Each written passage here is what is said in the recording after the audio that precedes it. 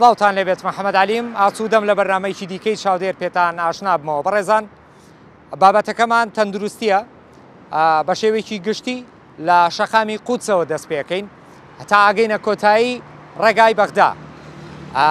بەرنامەی چاودێر لەم هەڵمەتەی تیشکە کاتە سەر بابەتە گرنگەکان لە ناو چێشتخانەکان لە ناو فرۆشگای گۆشتی سوور بە شێوەیەکی گشتی باسی تەندروستیەکەین. ئایا تەندروستیمان ئەمڕۆ لە ناو خواردنگاکان چۆن بە شێوەیەکی گشتی بپارێزین؟ پاراستنی ژیانی هاوڵاتیش ئەمڕۆ لەژێر ئاستۆی بەشی چاودێری تەندروستی کەرکووکە. ئەرکێکی قورسیان لەسەر شانە بە شێوەیەکی قورس جێبەجێیەکەن. ئێمە لە بەرنامەی چاودێر ئەوەی کە لە پشتی پەردە بێت ئایخەی نام دیوی پەردە و هەموو شتەکان وەکو خۆی بۆیە بینەر ئەگوازینەوە. بینەر بن.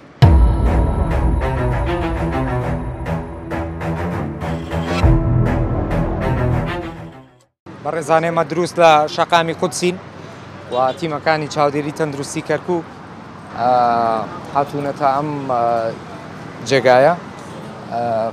پێم وابێ شوێنی خواردەمەنیە دکتۆری ئێرە خواردەمەنیە ساردەمەنیە لە هینە خواردن یعنی خواردنە ڕێستورانت بڵێ فەلافل و لەفەخانە و ئەمانەیە نیە ینی خواردن دروستەکەن بە شێوەیەکی گشتی خواردن دروستەکەن. باش خواردەمەنیە بەڕێزان تیمەکان سەرقاڵیەوەن کە بە شێوەیەکی ورد پشکنین بۆ شتەکان ئەنجامەدەن بۆ خواردنەکان. من پێم باشە لەگەڵ ڕێز دکتۆر عەلی و دکتۆر سینان زیاتر شتەکان شیەکەنەوە.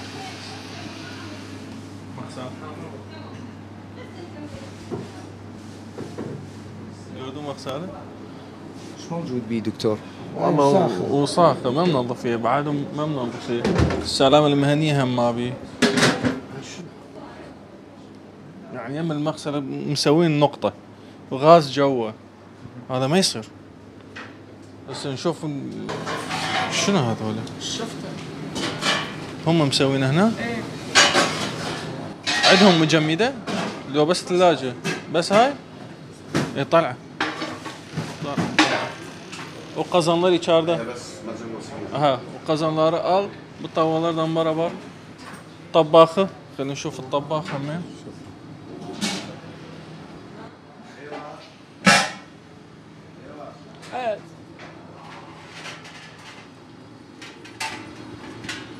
طبعا الغاز جوا هم ما يصير. أكدنا عليه مرارا وتكرارا. ما يصير. هو ممنوع. ممنوع. مخلين غاز اثنين جوا يمكن. هنا هم هنا غاز برا هناك غاز جوا. والطباخ هم بدك تشوفه طباخ هم مو نظيف ما منظفينه. نشوف مرشح هم منظفينه. وفافون ما يصير. نبهنا أكثر من مرة فافون ما يصير. أكثر شيء هذا المطعم ديليفري صح؟ بالضبط. اي ولازم اكثر شيء يصير به شروط صحيه يعني لان ديليفري الناس راسا ياخذون يطلعون من هناك. هذا القوري هم حلو القوري قديم. ايوه اي هذول فرغوا بدون زحمه عليكم. هذا ميرولا مجمد ميرولي بستو كوبايات شي بسروي والله ما ميرولي كا بستوها بستوي ميرولا كا باشا ام ميرولي كا بستويتي لنا كوباكا ام كوبايه شركه دروستيه كا كومبانيا انا خوان دروستيه كان ندي هيك يك ما بسرتو بسرونيه يعني برواري نيه بسرتو. باشا حتى المعجنات الكيك اللي ورا كان ما بي لوجو ما بي لا ما بي هم مسوينه هنا او جايبينه من برا ام هم مسوي. باشا دكتور بويان هي ليره كوبا دروست كان بميرولوا لا انا بويان نيه هيك بهيج جوري بويان نيه دروستي كان همان مطعمنا كان مطعم بيه ما معجنات نابي دروس بو دەست خۆش دکتۆر بەڕێزان ئاب کوبەی دەستی من کە کوبەی دەست کردە زۆربەی کاتەکان لە زۆر شوێنەڵێن کوبە هەیە هەرزانە ڕەنگە مە نازانم نرخەکەی چەندێکە بەڵام بە ئاشکرا وترێ ئەرزانە من نرخەکەی گونجاوە بەڵامەوە تا مێرولەی تایە ئەگەرمە هاوڵاتی بیخوا و تەندروستی کەرکووک نەبێت و ئاشکراینەکە دەبێت چاڕوانی کارەساتی تەندروستی گەورە بین لەم شارە بەڵام بە سوپاسەوە تیمەکانی تەندروستی کەرکووک بەشی چاودێری ڕۆژانە هەڵمەتەکەن بۆ ناو شار بۆ چێشتخانەکان بە شێوەیەکی گشتی بۆ ئەوەی چوار حاڵەتی لەم شێوەیە کۆنتترۆل بکەن و هیچ حاڵاتیەک تووشی نەخۆشی نەبێت ئەم کوبەیشی کە مێرولەی بەسەرەوەیە ڕەنگە لە ناویشیە بێ بەڵام ئەمە لە دیوی سەرەوەی هەیە بەرحەڵ ئێمە لە بەرنامەی چاودێر لەگەڵتان بەردەوامە بین. إجازة عندكم؟ أنا لا مو جيتك. أنا صار لي 6 أشهر بهذا المكان 3 مرات راجعت. آخر مرة اجيتك قلت لك صاحب المكان ما يجاوب نهائيا ومسافر. أنت ايش قلت لي؟ إذا ما يجي يلغي أنا ما أقدر أنطيش أي ورقة. قلت لك على الأقل ورقة واحدة. لا زين وهي أنا عندي بس دقيقة. إيه بس دقيقة. إيه بس دقيقة. مو قلت لك إذا ما يجي هو بالخارج أنت هنا ندزز للقانونية طلعني إجازة وحسب الأصول ما أبي أي شيء. شو لا والله لا العفو منك مو مثلا غلط او انت غلط اللي قلت لي اياه قلت لي اذا ما يجي يلغي ما اقدر اعطيك اي اجازه فاني هسه شلون ما تريد عيوني لك لا تسلم لي بس والله ما يجاوب والله ما يجاوب هي ما يجاوب شو خليه يجاوب هي خلي ما يجاوب خلي ما يجاوب تمام هسه شنو الاجراءات وشنو تحاسبني انا جاهزه هسه والله نغلقك اي والله لانه ما عندك اجازه 100 شكوى جاي والله ما نقدر والله ابد ما نقدر. يلا عيني يلا طفوا خلي يطفي الغراض لا بالقران والله زين باشر والله اللي تريده الا نغلقها الا لانه اي صنف. هسه انتم شلون شفتوا المكان بيع عيب اكو شيء اي والله اي والله قول لي حتى هاي انتبه هاي الكبه هذا كبه شنو هذا كبه كفته قديمه احنا من البيت قديمه نمله عاليه نمله مجمد والله قديم اي نمله مجمده عاليه زين استاذ هاي مو مالتي مالتكم لو مالتنا لا مالتنا اي لا مالتنا شوفها قديمه واحنا البنات يروح يعني جايبيها من البيت لا ما نحيلها بس شوفها انت صح احنا غلط انت صح احنا غلط يلا خليه يطفيه اطلع يلا زين شنو الاجراءات اللي اسويها حتى ما يبقى المكان مغلق هذا رزقي تعالي بالدائره تقدمين جيب المستمسكات هسه احنا بالشغل بس مو تقول لي انه ابو الاجازه ما جاي احنا ما نريد ابو الاجازه تمام. احنا ندزز القانونيه مال دائره صحه زين انت هاي كم شهر 6 شهور انت مو جيتي قلت لك قبل العيد قبل رمضان استاذ اجوا قلت له بالعمل انه ما يصير يطلع شيء قانوني قلت له يعني والله قايل له والله العظيم والله العظيم اي والله العظيم اي ما يخالف هسه هاي قول له اجى يمي الله عليك ما انطيتك مجال خلص مجال اي كلش زين يعني واحد يحكي حق الله ما قصر يلا لافتك بينا يلا لافتك يلا دكتور بريار كوتا بريار دكتور سنان بس كوتا بريار داخل غلق بەڕێزا لەبەر جێبەجێ نەکردنی مەرجەکانی تەندروستی و نەبوونی مۆڵەت لە یەکێک لە چێشتخانەکانی کەرکووک کە چێشتخانەی دیلیڤەری پێوترێ ئەو دیلیڤەریانەی کە خواردن ئەگەێنێت بە شێوەی دیلیڤەری بۆ ماڵان و دوکانداران و شوێنە گشتەکان داخرا لەبەرەوەی کە مۆڵەتی فەرمی نەبوو بۆیە هەر چێشتخانێک کە پابەندی مەرجەکانی تەندروستی نەبێت نەتیجە داخستنی جێگاکەیەتی. ئێمە لە بەرنامەی چاودێر بەردەوامە بین.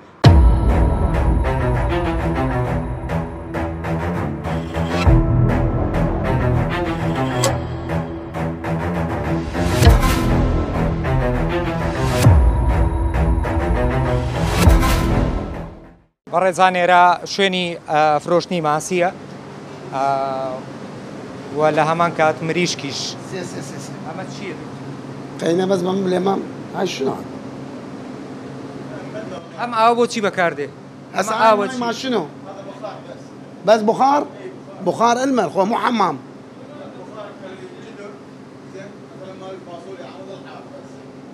هاي الجدر شلون يصير هذا؟ هذا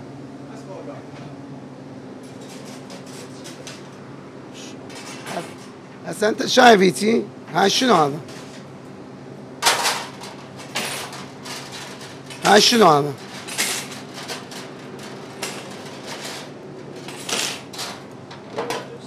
بزان سێ شیشەکانیان هەمووی زنجاری کردووە زنجار ئەمە ژەنگی گرتووە ئەمە لە ستیلی دەرچووە ئەمە کوواڵەتەکەی زۆر نزمە بینیتە ئەوت يلا معنا انت ضبط كضبط وانە ئیتلافەکرێ قازانانا هەمووی بۆ فڕێدانە عموي بو فرادانا بەشێ زۆر لە مەنجەڵ و قازان و شیشەکان دەبێ فڕێ بدرێ ئەمە چییە دکتۆر كاك محمد اما دكانيكا ريستورانتا بس ام دكان الريستورانتا هن ماسي برجاوه مریشک و ماسی برژە تيجي سيرم تنافكا تنافد بيني وليرا اما انا هم دكان هم ليراخه فندقه يعني اوتيل كرديانتا اوتيلو كرديانا شوێنی مانەوە و شوني مانەوە و شوني کارکردنی كاركردنيان سيري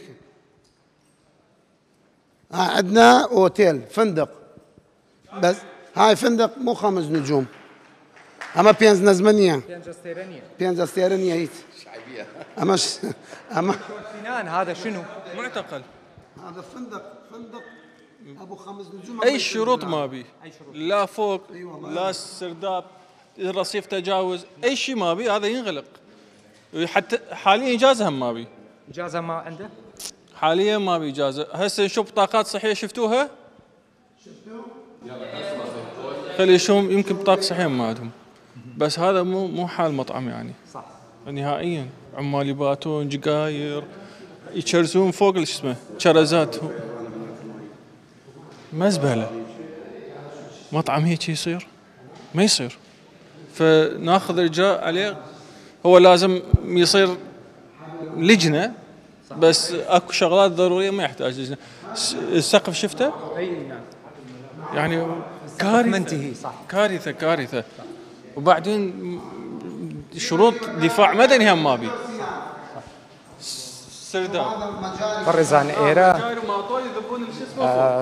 شوێنی مانەوەی کرێکارەکانە یعنی وەکو تێلێکیان لێ کردو بۆ خۆیان دکتۆر ئەم زبڵخانەی ئێرە چییە اما مجاريه اما بوتا سيسي كاميرا كان نيزك بيتوا اما كان لشوني يعني اما وقت دريايه كو لناو ام تشيشت خانه معقوله اما سيري كزبل خانه سيسي كمان خوينا خوشيه يستان دکتۆر ئەو لەوێ ئەخەوێ اولويه چۆن لێرە ئەمە ئەبە کارەسات ئەمە چڵکاوە ئەمە زەلە مجاري و بي سي و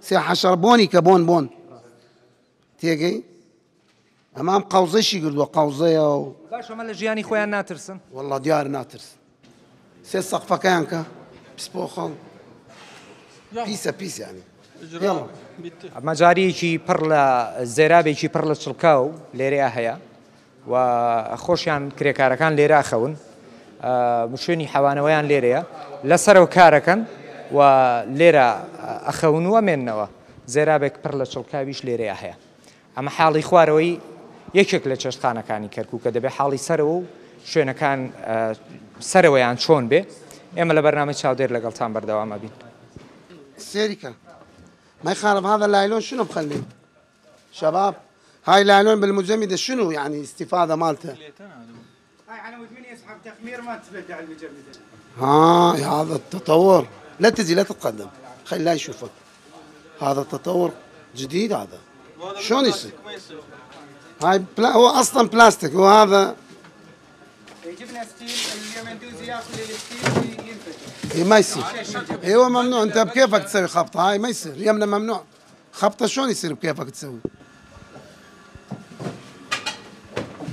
هم مشتكاني شكاو سيركو ما عدا الغلق دكتور اكو تلاف اتلافات لازم بيكابين نجيب اي بيكابين مو بيكاب منو واحد صاحبه منو موجود هاي الجدار كله لازم يصير اتلاف والمقبلات هذا مقبلات من البارحه يجوز مقابلات ما يصير من البارحه بيبصر بطماط هذا يخرب انت تنام يا لو استراحة فقط انت استراحة ما عندي عمال هسه بس سؤال انت هذا اكو دوشك اكو مخده اكو بطانيه شنو استراحة؟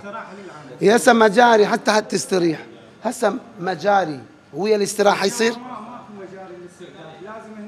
يعني شعليه يعني شعليه أخي، مجاري ما تمد إيدك عليه، هاي صار لك كم شهر كم سنة؟ مي ومي يتنظف هذا. والله لو ما قايل هاي الحكي أحسن لك. عيال أنت شنو قابل عنان؟ هو مو جاهل، يعني شوف مجاري تعال ناس جيبه، هذا صار له 6 أشهر ماكو. تجيب واحد هسه لا اني لا انت خلي واحد يجي يشوفه يلا. شنو هاي فتره ايش قد بلا زحمه؟ ما يصير اسبوع ما يصير. والله اذا هذا اسبوع والله والله انطيك شكر تقدير بحق هاي اليوم، بس هذا مو مال 4 ايام، هاي الدبيات هاي جقاره هاي طحالب كلها انت شيء رايح ريحه مالته شايفه. اخر قرار لهذا المكان هذا المطعم غلق. هذا ينغلق. إيه. سبب القلق ما بي شروط صحيه، مخالفاته هوايه، عنده تجاوز على الرصيف، عنده مجاري جوه، شروط اي شروط صحيه ما بي، دفاع مدني ما بي، سلامه المهنيه ما بي، زين يعني دي يشتغلون عليك يا الله. وهذا ما يصير، حتى الجداري ماله يعني القواشق ماله ولا واحد بشيء صحي. هذا حياة الناس يعني. طبعا هذا يعني خط احمر، حياة الناس صحة الناس خط احمر. لهذا راح ينغلق 7 ايام، يسوي الترتيب كامل، ينظف، يطلع اللجنة عليه، وراها ينفتح، واذا ما سووا نبدده شهر. بريزان حر لسر برياري بريز دكتور سينان كبرياري داخستن بو ام شوێنە دەرکرا بۆ ماوەی 7 ڕۆژ داخستنەکەیە و دەبێت بە ماوەی ئەم 7 ڕۆژە سەرجەم ڕێکارە یاسایەک تەندروستیەکان جێبەجێ بکات، پاشان لیژنەکە بامان شێوە دێتەوە بۆ ئەم شوێنە سێری ناو چێشتخانەکە ئاکا یاخود ئەم شوێن فرۆشتنی ماسیە، ئەوجا مۆڵەتی پێدرێت و دواتر بۆ جارێکی دیکە ئەتوانێت بە شێوی یاسایی چێشتخانەکەی بکاتەوە و ئاسایی بازاڕی خۆی ببینێت. ئێمە لە بەرنامەی چاودێر بەردەوامە بین.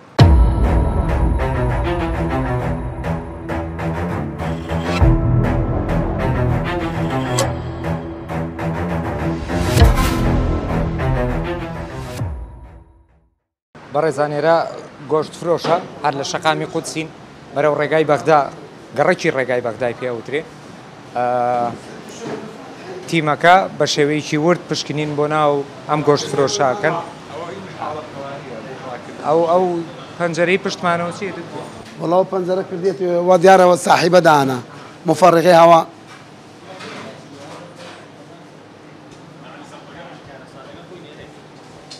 تیمەکە تەڵێ کارەساتەکە لێرەیە، کارەسات چی لێرەیە؟ بۆنی چی دێ؟ ئەم مێزە ناجوڵێ؟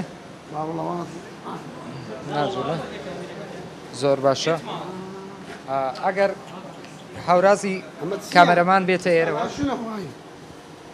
وين صاحبه؟ منو صاحبه؟ روح صيحة وين راح؟ ياك بوني ديه اما مريشكي داناوة جقري داناوة هموش تشي داناوة. باشا ما بو تواوته ام بو نفيسه. ليش صاير؟ وين الوصل مالتكم؟ نريد وصل. يلا جيبه.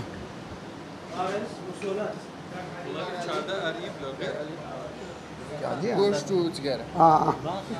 نسوي تكه. ما عندي اجازه غلق والله اعطاني برد هذا جالنا جدنا يلا هاي هانا معامله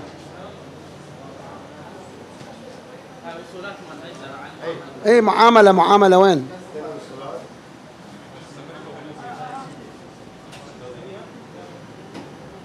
او تلا صار برخانه ودينيتي لوي هنا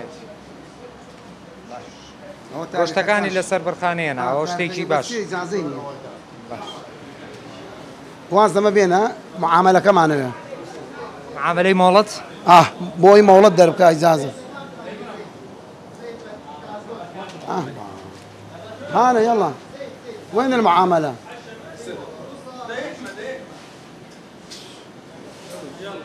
غلق توزن دکتۆر ئەڵێ غەلق، دکتۆر ئەڵێ داخرێ لەبەر پیسەکەی یاخود لەبەر نەبوونی مۆڵەت. والله ئەم پیسە هەم مۆڵەتی نییە. سێرە ئەمە گۆشت و جگەرە خوا گۆشت و جگەر ئەمە گۆشت و جگەرە خوا بە یەک هەرتیکەیەکە خوا و جگەرێک ئەکوژێنێتەوە کاک دکتۆر ئەمە هەر گۆشتێکە خوا جگەرەکەش ئەکوژێنێتەوە بدات يعلم سجارة ما يصير ممنوع تشرب سجارة داخل محل ممنوع شنو هذا؟ مع الإصابة ومع المشروع شنو؟ أدري هاي طلب غير تمشي بيه وينه؟ بس تاريخ تعرف نسوي بالأول فاصل بعدين شوف كم شهر؟ قالوا لنا أفتم المحل قاعد يسوي تعمير قالوا لنا نسوي فاصل وتعال لا ما أعرف تعرفون طابة من يعني إذا ما عندك طابة هذا بس المكافأة لازم تجيب رقم قطعة والله ما اعرف قال الا تجيب رقم قطعة ماكو رقم احنا قايلين لك طابة سنة طابة Siz bunca televizyonda çıkırık bu şurut Burası dükkanı var ise. Harda var idi. Valla. يلا هاي نتاعي بردسان. يلا انت غلق له. يلا طفي. يلا. Bu nerede bu? İçeride bu su nerede bunun içinde? Parklerin gayri aşağını çıkardılar. Bunlar nerede? Onların inşaat çıktı. Bilmem sen işten karşı تعمير دكتور علي بابتشينا سرو دكتور سينان دكتور علي يقول نصعد فوق خلينا نصعد فوق اگر ستاف هاوکار مان بن قاتی سرەوە هەیە دیارە کاری لێکەن بۆی بیکەن بە قاتی دووهەم کۆمەڵی خۆراکی لێیە سێریکە ڕۆن لەبەر خۆر پیازی داناوە عینە لەبەر خۆر هەمووی ئەم زەیت و ڕۆن و شتە ئەمە کاشیەکە نازانم چییەکە ئەمە کاشیەکە و یعنی ئەم زەیتە يلا اتلاف لەبەر خۆر ئەوە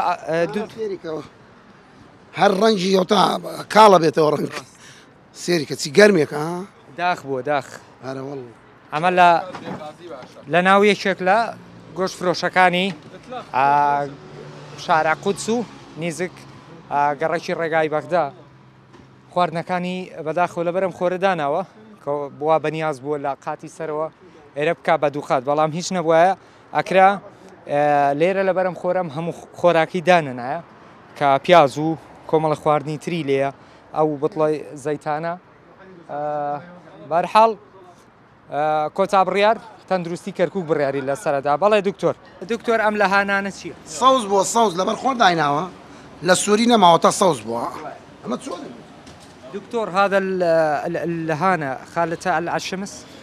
لهانة بالشمس هذا المفروض هذا أحيل للمحكمة رأسا المفروض ينحال للمحكمة على هذا المسويه زين وآخر قرار شنو؟ ينغلق خلاص أي غلط يعني أجر دكتور سينان الله أجر مولاتي شيء هو هر بيان داخز بلام توزع سورة لسروي بيدات بدادجا بلام ناتشارا وكتاب ريار الله إما بيدا أخين تاكو إجراءات قانوني تندي لقلا كريمة لبرنامج شاودير لقلتان بردوام مبين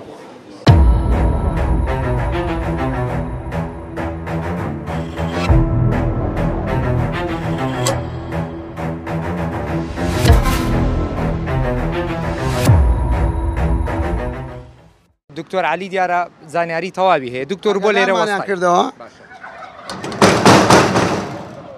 رنجي على شيش دي سيريكا ها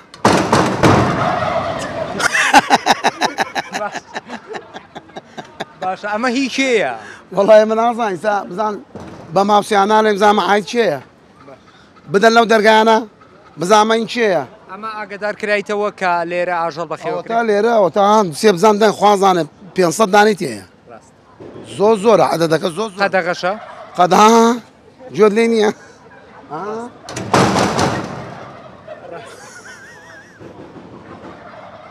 برزانيرة بري عجلة بري على شيشة سيريكا كومالي عجلي تيايا لشاراني وابين كا دەرگامان بۆ بکەنەوە بۆ ئەوەی بتوانین بچینە دیوی ژوورەوە لە چاوەڕوانیەوە بین کە دەرگامان بۆ بکەنەوە بزانین خاوەنی کێ ئەو ماڵە ناگادارەکەینەوە یا ئەم ماڵە بزانین سانت تەسویرە دارخ دێڵ ئێدە بەس جاتە چلجی جاتە حیاتم ئەوە دۆزیمانەوە خاوەنەکەی و ئەخیرەن باشە بەڕێزان خاوەنەکەی هاتووە ئەو استقبالمانەکە پێشوازی گارەگارەکە ئەوە تاوە هات خاوەنەکەی پێیا بوو چوو کلیلەکەمان بۆ بێنێ ئەلەی خۆم نییە این برا گەورەکەمە ئیسە پێی وت بێ بەس بیکاتەوە بس نجاد بس اللي دو تبر ضايق عندك من يزبين شرح حمد الطون شو وزاري ما قاتل الله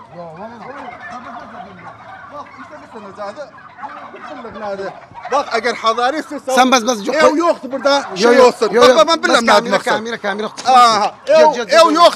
يو ياخذ تنبران تصوير له يو ياخذ بردولبته شيء مكتب يو ياخذ فرعي تندوسن مكتب يوقت ما بلغني هذا بتلانيات ميبلا بلغ ذا كم داي بس بالتاثيرات ما انت براي حبن كسر قربان هذا والله بدي يوقت بس بيدقه انت تعهد على خصنان بس نقرا ما يدار خصانه بيو قردشتان نفس ساوي بس خدمه تاعي بس دينا معنا جوزمنا تعهد على خصنان بقى الماصم والله انت كسر يو بس الحمد لله محتاج هذا عينك بخ انسان معروفك بس حكيت بس جعل مشخ دعوات باش مزانا بس ما اللي نكون صديق بس بلغ كم داي والله بالله بس جعل مشخ بس جال مشيخ والله باش مزال من عندي اجر شرطه مرتجعه رايدل ابارد ازعاج oldu يو بس سند عجز oldu bizde بس زمان متابع ادم ثاني من حتى سلاشرا والله العظيم والله متابع ادم ثاني qoyunları şeyden deler kardeşime dedim abi vazع بلاده şora وقيت مشي دوز والله bak o zaman da muntesibim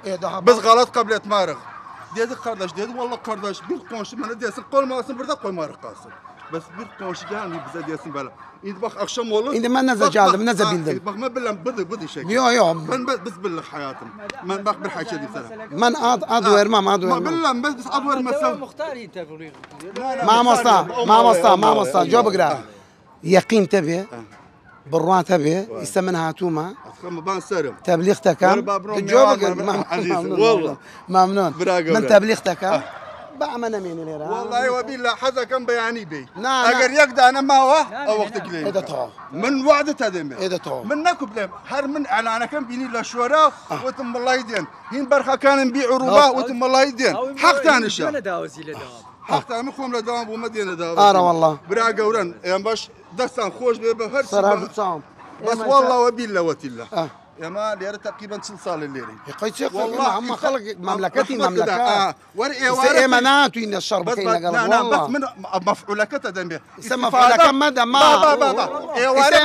يا ورنا مين يا لا يا ورنا مين تو ميوان جيرانا كان حموتنا زياده ديال فريدن ايرا الين اول ازرب دستان خوش ببويشه اي نعمت فريدنا وبرميل قدرت امانه مالين خواز زي خير ده برا قوريتو اي ما نامين مين تو ما طلع تو وعد تو هذا وعد نعم يلا او وعد وردler diri akşam kalmaz kardeşler bir